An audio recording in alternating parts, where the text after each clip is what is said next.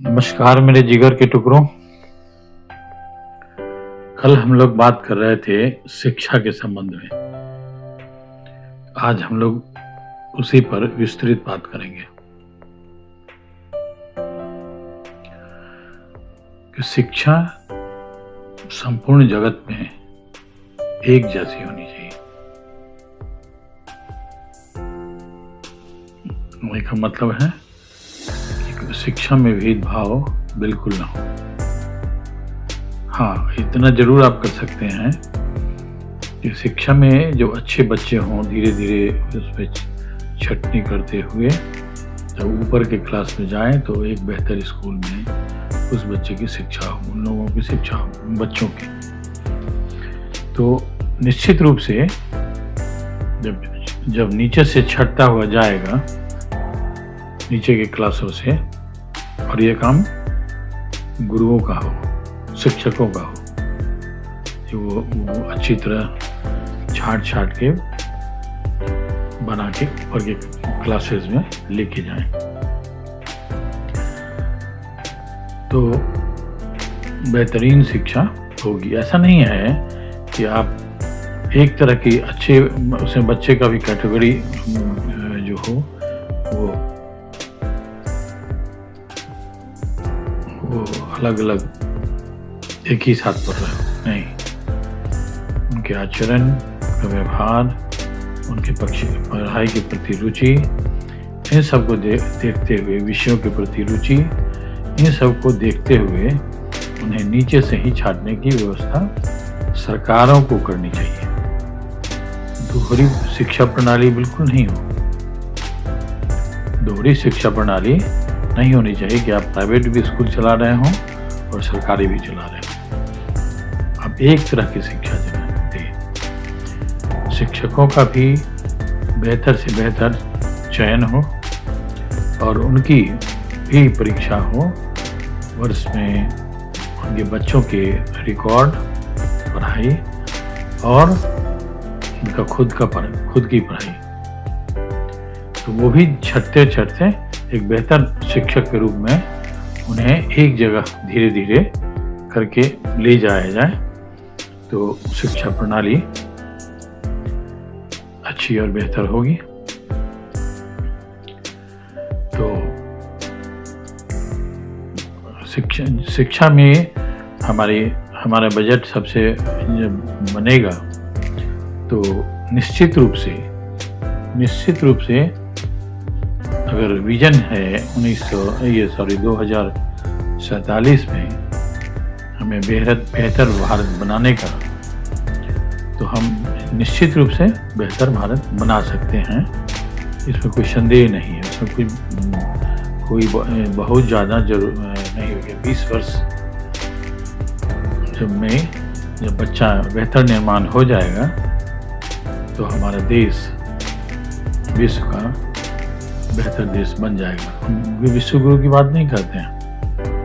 अभी हम लोगों के देश को उस स्तर में आने में समय लगेगा और 20 वर्ष के अंदर हमारा देश एक बेहतर देश बन जाएगा। क्योंकि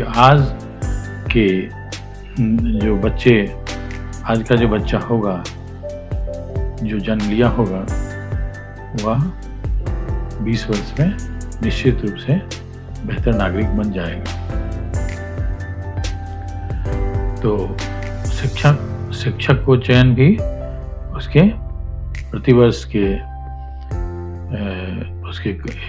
के उनके मापदंड जो हो, उनके कला कौशल और उनके शिक्षा प्रणाली के अनुरूप अगर बच्चों को बनाते जा रहे हैं और बच्चा वैसा बन रहा है, शिक्षक का भी आचरण बहुत बेहतर होना चाहिए।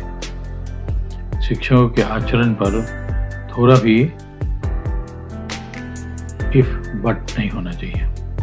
बेहतर से बेहतर शिक्षक बनता जाएगा। उनके बच्चों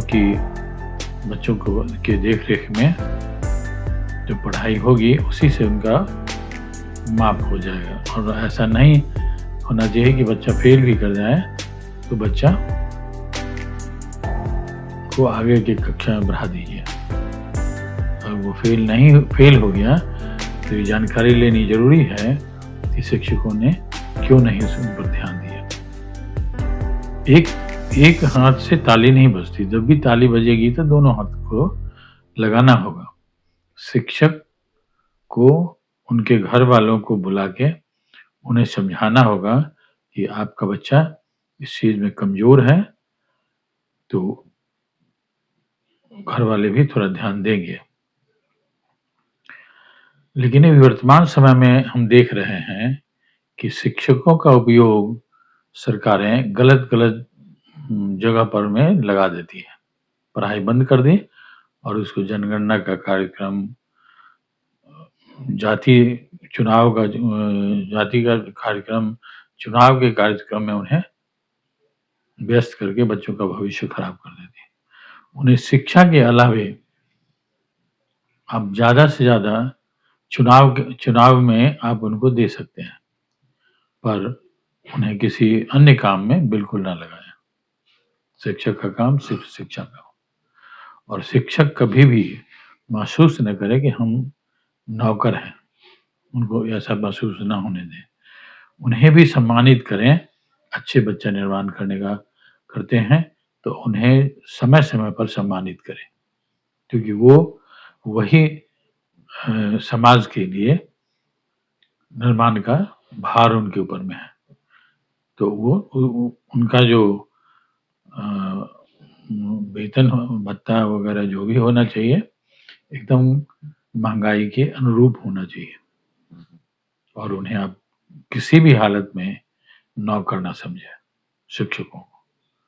शिक्षक देश के निर्माता हैं। उन्हें सम्मानित समय-समय पर लोगों को भी, समाज को भी और सरकार को भी करना चाहिए। ये बहुत कमी हो गई है, समाज में भी और सरकार में भी। तो उसे आपको ध्यान देना होगा और बेहतर शिक्षा तभी होगी जब हम शिक्षकों को सम्मानित करेंगे। ये तो ही और 20 साल बहुत होता है बेहतर भारत बनाने में। अगर आज से भी हम संकल्पित हो जाएँ, योजना बना लें, तो 2047 में निश्चित रूप से हमारा भारत बेहतर से बेहतर बन जाएगा। ये ध्यान देने की बात है और इस पर चिंतन करने की बात है कि जब भी आप योजना बनाएँ और योजना निश्चित रूप से इसका शीघ्र तैयार करें कि बेहतर नागरिक हमारा कैसे हो सकता है। बेहतर नागरिक के लिए आपको प्लानिंग करना पड़ेगा कि हमारे देश का नागरिक कैसे बेहतर बन सकता है। वो गंभीरतापूर्वक विचार करना पड़ेगा। साथ ही साथ सरकार जो भी हो, बनती हो, वो पूरी तरह से निश्चिंत रहे और उनका कार्यकाल पूर्ण होना चाहिए। बीच में उन्हें डिस्टर्ब करने की आवश्यकता ना हो, ऐसी व्यवस्था होनी चाहिए। जो सरकारें बनी, वो बेहतर ढंग से काम करें। अभी वर्तमान समय में मैं देख रहा हूँ कि शिक्षा की परेशानी के लिए ही एक व्यक्ति